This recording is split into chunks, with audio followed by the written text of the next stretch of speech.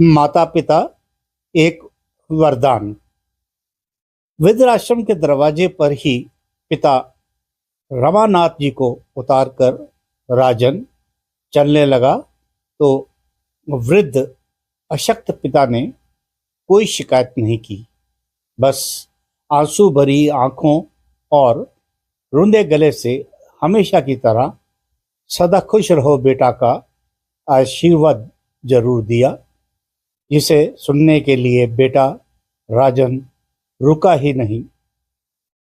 तुरंत car start करके घर वापस आ गया। घर पहुंचकर जैसे ही अंदर आया, विशाल अंकल जो पिताजी के दोस्त थे, उनकी आवाज सुनाई दी। अरे भाई रमानाथ, कहाँ हो भाई? लगता है अब तेरा कान भी कमजोर हो गया है, इलाज करवाना पड़ेगा। देख, आज तेरे लिए तेरी मनपसंद रबड़ी लाया हूँ। दांत नहीं है ना तेरे? बहू ने खास तौर पर तेरे लिए भिजवाया है, इसीलिए आया हूँ। और तू है कि सुन ही नहीं रहा। अरे अंकल नमस्ते, आइए ना अंदर आइए। राजन अचकसा सा गया था। क्या बात करे, कैसे बताए? नहीं बेटा, बैठे हुआ नहीं, बस ये रबड़ी रमा को खिलाकर चला जाऊंगा। छड़ी के सहारे धीरे धीरे कदम बढ़ाते विशाल जी ने राजन को देखकर कहा, कहाँ है रमा? दिखाई ही नहीं दे रहा, उसकी कोई आवाज सुनाई नहीं दे रही। तबीयत तो ठीक है ना उसकी? उनका चित्र स्वर राजन को बेचैन कर गया। नहीं अंकल, पापा घर में नहीं हैं, राजन ने कहा। तो विशाल जी ने आश्चर्य से पूछा, घर में नहीं है तो कहाँ गए? तू भी तो यही है। वो अंकल, मैंने वृद्धाश्रम में उनके रहने की व्यवस्था कर दी है, अभी मैं वहीं से आ रहा हूँ। बहुत अच्छी व्यवस्था है वहां पर। राजन की बात सुनते ही विशाल जी के कदम जम से गए। वृद्धाश्रम? राजन, तू रमा को, अपने वृद्ध पिता को खुद वृद्धाश्रम में अकेला छोड़ आया? सदमा सा लगा उन्हें सुनकर।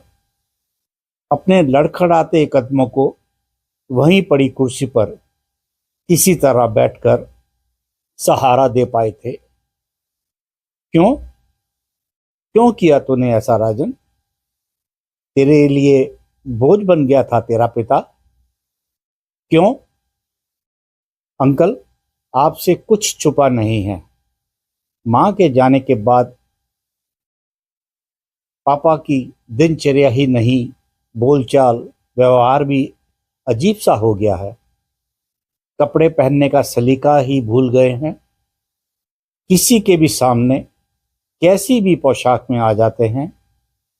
अपनी बहू रश्मि के ऊपर बात बेबात चिड़चिड़ाते रहते हैं।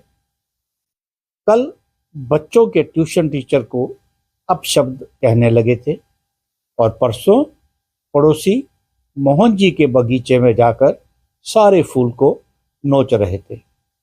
एक मिनट को घर में सुकून और शांति नहीं मिल पाती थी।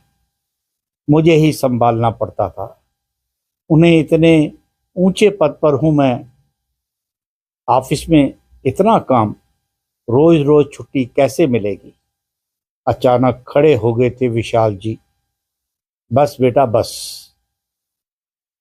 तुझसे ऐसी उम्मीद नहीं थी। जानता है, बचपन में एक बार बोर्ड परीक्षा में तू फेल हो गया था। रमा पर तो गाज गिर गई थी। बड़ा नाज था उसे अपने बेटे पर।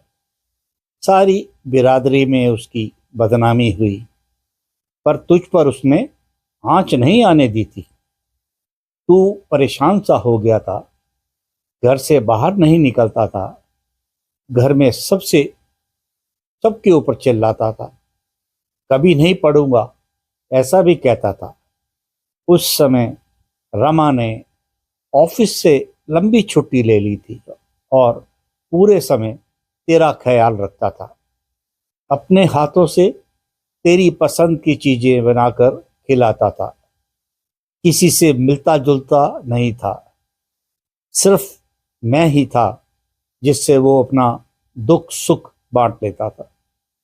मैं समझता था, अरे रमा, तू इतना पागल मत बन, पुत्र मोह में तेरी नौकरी छूट जाएगी। तेरा लड़का बिगड़ गया है।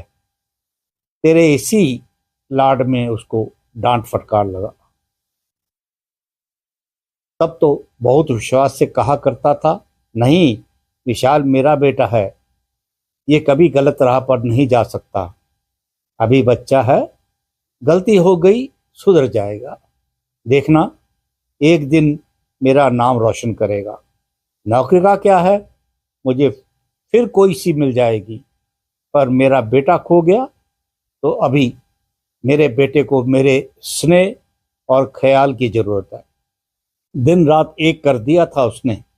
रात रात भर तेरे बिस्तर के पास बैठा रहता था, कहीं कोई गलत कदम ना उठा ले तू। तब तो उसने तुझे किसी सुधारगृह में भेजने की कल्पना भी नहीं की थी, और उसी की तपस्या त्याग से ही तू आज सफलता के इस मुकाम पर खड़ा है। सोच, अगर उस समय उसने तेरी पढ़ाई छड़ा देती होती, तुझे उसी रास्ते बिगड़ने के लिए छोड़ दिया होता जैसे तू आज कर रहा है। अरे बेटा, आज तेरे पिता को, मेरे दोस्त को तेरी मेरी सख्त जरूरत है। राजन को काटो तो खून नहीं वाली स्थिति हो गई थी। अंकल, मुझे माफ कर दीजिए। चलिए पापा को वापस घर लेके आते हैं। आप भी आइए, अकेले मेरी हिम्मत नहीं है। वृद्धाश्रम के अंदर रामनाथ सोच नहीं पा रहे थे, अब किसके लिए जीऊं। तभी रमा, ये रमा सुनकर लगा स्वप्न देख रहे हैं। अरे विशाल, विशाल, तू यहाँ? हाँ, और क्या देख, तुझे ढूंढ निकाला। चल रमा, घर चल। विशाल ने उनका हाथ थामकर कहा। कैसे चलूं विशाल, मेरा अब यही घर है। मेरा बेटा खुद मुझे यहाँ छोड़कर गया है। रमानाथ जी कह ही रहे थे, तभी विशाल के पीछे से राजन आ गया। पापा, मुझे माफ कर दीजिए, अपने घर चलिए। आपका ये बेटा एक बार फिर राह भटक गया था। नहीं, ये मेरा बेटा है, कभी गलत काम नहीं कर सकता। पूरे विश्वास से कहते हुए सिर झुकाए खड़े अपने पुत्र को रमानाथ जी ने गले से लगा लिया था। चल अब जल्दी घर चल रमा, रबड़ी भी तो खाना है तुझे, कहते हुए विशाल जी अपने मित्र का हाथ पकड़कर कार की